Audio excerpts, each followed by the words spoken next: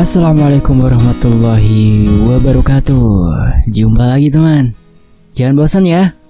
Kembali lagi. Kali ini saya akan bawakan kisah dari sang penulis malam. Jangan santet ibuku. Sebuah treat kisah misteri. Tapi sebelum kita masuk ke selengkapnya, kita harus berdoa dulu ya. A'udzu bikalimatillahit tammati min syarri ma khalaq. Bismillahirrahmanirrahim. Ma'asmihi syai'un fil ardi wala fis sama' wa huwas samiul alim.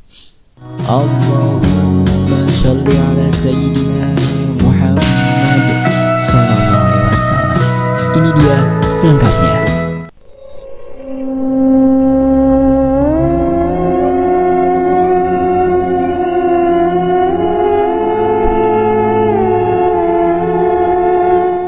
Akhir pekan libur sekolah tiba. Ningsih, gadis remaja berusia 12 tahun, sangat bahagia karena ia bisa menemui ibunya, Giah, yang sedang bekerja sebagai ART di daerah Jakarta Barat. Dengan diantar bersama tetangga dari desanya, Ningsih sangat berantusias karena hampir selama beberapa tahun tidak bertemu dengan ibunya. Di perjalanan, ia melihat pemandangan indah dan keramaian kota besar yang mungkin jarang ia temui sebelumnya. Setibanya di Jakarta, Ningsih langsung diantar ke rumah majikan ibunya. Penat dalam perjalanan panjang pun akhirnya terbayar saat Ningsih bertemu dan merasakan dekapan pelukan mama. Tak terasa, hampir seminggu sudah Ningsih berada di Jakarta bersama ibunya. Ningsih melihat ibunya kurang sehat. Awalnya, ibu Giah buang hajat di belakang rumah majikannya karena saat itu kamar mandi sedang dipakai. Ketika di sore hari, kondisi keadaan ibu Giah semakin memburuk. Badannya terasa panas, hanya terduduk diam di kamarnya. Ningsih yang khawatir mencarikan obat untuk mamanya. Dan ketika ingin memberikan obat tersebut, wajah ibu Giah terlihat sangat menyeramkan. Tatapan tajam dengan mulut menyeringai. Sontak, Ningsih berteriak minta tolong kepada majikannya untuk segera menyadarkan mamanya.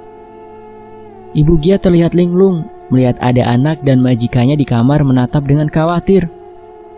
"Bu, ibu gak apa-apa?" tanya majikannya. Ibu Giah hanya mengangguk. Setelah hari itu, kondisi ibu Giah semakin memburuk. Tubuhnya terasa lemas, badannya panas di jam-jam tertentu. Persendian kakinya terkadang tidak bisa menopang tubuhnya. Hingga sempat terjatuh di selokan dekat rumah majikan. Berbagai usaha pun sudah dilakukan, dari mulai meminum obat dan pergi ke dokter, tetapi masih tak kunjung ada perubahan. Sehingga diputuskanlah ibu Giah pulang ke kampung halamannya bersama Ningsih. Setibanya di kampung, keadaan ibu Giah sangat memprihatinkan. Sakit yang awalnya di bagian sendi, kini menjadi berpindah-pindah ke punggung, dan sakitnya teramat sangat. Di jam-jam tertentu, mama kembali seperti orang yang kerasukan.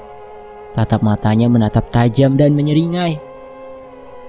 Melihat anak perempuannya menderita, kakek Ningsih memanggil kiai yang paham ilmu kebatinan di kampungnya. Dan dari hasil penerawangnya, ada sesuatu yang jahat yang menyuruh si iblis jahat itu berdiam diri di tubuh Giah. Segala upaya dan cara pun telah ditempuh, dari mulai berobat ke rumah sakit besar di kota sampai dengan terapi penyembuhan dengan ilmu kebatinan. Tetapi ibu Giah masih sama sekali belum ada perubahan. Hari ke hari berlalu, perut Bu Ningsih semakin membesar dari penyakit lambung, infeksi saluran kencing, hingga prediksi tumor ovarium. Keadaan itu membuat Ningsih dan kakeknya sangat bingung karena setiap rumah sakit yang dikunjungi pasti selalu berbeda-beda prediksinya. Tak terasa, waktu cepat berlalu 2 bulan setengah. Perut ibu Giah semakin membesar seperti mengandung lebih dari 9 bulan. Yang tersisa hanya tulang dan kulit layaknya tengkorak hidup. Hari Rabu, tanggal 9 bulan 9 tahun 2009, yang dianggap sebagai tanggal cantik, ternyata menjadi sebuah petaka bagi Ningsih. Ibu Giah menutup mata dengan keadaan sangat mengenaskan. Innalillahi wa inna ilaihi raji'un. Ningsih yang saat itu duduk di kelas 1 SMP hanya bisa menangisi kepergian ibu tercinta. Malang baginya. Dari awal, ia tidak mengenal kasih sayang dari ayahnya. Bahkan wajah sang ayah pun Ningsih tak pernah sesekali ia lihat. Ditambah duka kehilangan Ibu Giah, penopang satu-satunya. 3 hari sebelum kematian sang ibu, sebenarnya Ningsih sudah diceritakan oleh Ibu Giah jika ibunya bermimpi didatangi dengan makhluk genderuwo hitam bermata merah menyala dengan membawa rantai yang menarik-narik tubuh Ibu Giah. Mungkin ini adalah firasat tersirat dari Ibu Giah, sehingga ia selalu meminta Ningsih untuk tetap menjadi anak yang baik ketika nanti kepergiannya yang mendadak. Belum kering tanah kuburan, semua hasil sawah milik Ibu Giah dan penjualan peninggalan Ibu Giah dibagikan ke adik dan pasangannya dengan berdalih mereka yang akan merawat dan membesarkan Ningsih karena kakek sudah terlalu tua untuk mengurus cucu. Benar adanya pepatah, kesempatan dalam kesempitan. Ningsih yang seharusnya bersekolah dengan uang hasil tabungan Ibu Giah dan penjualan tersebut hanya terlunta-lunta karena dapat perlakuan yang tidak menyenangkan dari bibinya. Mereka semua lupa jika Ningsih adalah anak yatim piatu yang seharusnya disantuni, bukannya malah diambil hak-haknya. Sehingga dengan terpaksa Ningsih putus sekolah dan nekat menjadi ART di kota umur 14 tahun. Kejadian pahit itu sangat menakutkan sekaligus menyakitkan bagi Ningsih. Bertahun-tahun ia merantau dan tak pernah mau kembali ke kampung halamannya. Ia ingin jika kembali pulang harus bersama dengan sang suami kelak. Ningsih menutup rapat semua masa lalunya, sampai ketika Ningsih telah memiliki pendamping hidup dan ia berniat untuk ziarah ke makam ibu kandungnya. Ketika Ningsih kembali hanya untuk menyekar kuburan Ibu Giah dan menyempatkan bersilaturahim dengan bibinya sebagai bentuk rasa pengampunan yang mereka perbuat kepada Ningsih. Ningsih merasa ada hal yang tidak beres di rumah itu. Ada hawa panas dan seperti ada yang mengawasi dari balik kamar si bibi. Tak butuh waktu beberapa lama, Ningsih dan sang suami berpamitan pulang. Setelah bermalam di rumah itu, Ningsih merasa tubuhnya semakin berat dan seperti ada yang mengikuti, persis seperti apa yang ia rasakan di rumah bibinya itu.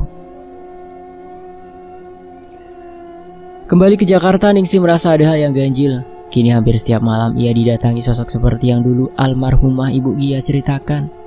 Genderuwo hitam dengan mata merah menyala itu mengejar-ngejar Ningsih. Mimpi itu sering sekali terulang sejak kepulangan ia dari kampungnya. Ningsih merasa terkurung di kamar dan ingin dibawa oleh genderuwo, tetapi entah mengapa si genderuwo hanya menggeram dan tidak bisa mendekat. A'udzu bikalimatillahi tammati min syarri ma khalaq.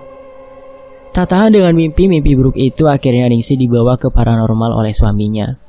Ningsih bertekad ingin menjawab semua tanda tanya selama ini yang tidak pernah mau ia selidiki tentang kematian Ibu Giah sebelumnya. Belum juga Ningsih bercerita tentang apa permasalahannya, si ahli nujum sudah bertanya, "Ibu kamu meninggal karena diguna-guna ya? Perutnya membesar seperti mau meledak?" Ningsih mengangguk. "Saya kesini mau menanyakan misteri kematian ibu saya, Pak. Dan saat ini justru saya yang kena teror lewat mimpi." "Ibu kamu disantet oleh adik iparnya dan adiknya. Motifnya hanya iri dan ingin menguasai harta ibumu. Lalu kenapa saya terakhir kali pulang ziarah dari makam ibu ikut terkena teror lewat mimpi ya? Saudaramu itu masih berkutat dengan ilmu hitam. Iblis itu masih mengejar-ngejar jiwamu. Lantas, apa yang harus saya lakukan, Pak?" "Tenang saja. Iblis itu tidak akan bisa menyentuhmu. Ada sosok ibu dan nenekmu yang masih menjaga. Banyak-banyak berdoa dan jangan pernah lagi injakan kaki di kampungmu." 1 minggu kemudian, tetangga Ningsih menghubungi, mengabari jika si bibi menjelekan Ningsih, anak yang tidak tahu diri dan anak yang nakal, sehingga tidak perlu susah-susah diurus. Sehingga seluruh harta peninggalan termasuk harta warisan rumah kakek yang baru setelah kakek wafat tidak usah jatuh ke tangan Ningsih. Padahal seharusnya Ningsih lah yang berhak mendapatkan itu karena pengganti dari bagian Ibu Giah. Ningsih hanya mencoba mengikhlaskan. Baginya apapun yang diperbuat oleh bibinya ini cepat atau lambat akan dibalaskan Tuhan Yang Maha Esa. Saat ini kebenaran sudah terungkap siapa dalang dari pembunuhan keji 12 tahun lalu. Sekian. Terima kasih buat sang penulis malam, terima kasih buat teman-teman yang udah mau nyimak kisah ini di sini. Saya pamit undur diri. Dan wassalamualaikum warahmatullahi wabarakatuh. Tetap di Fakta Sejarah.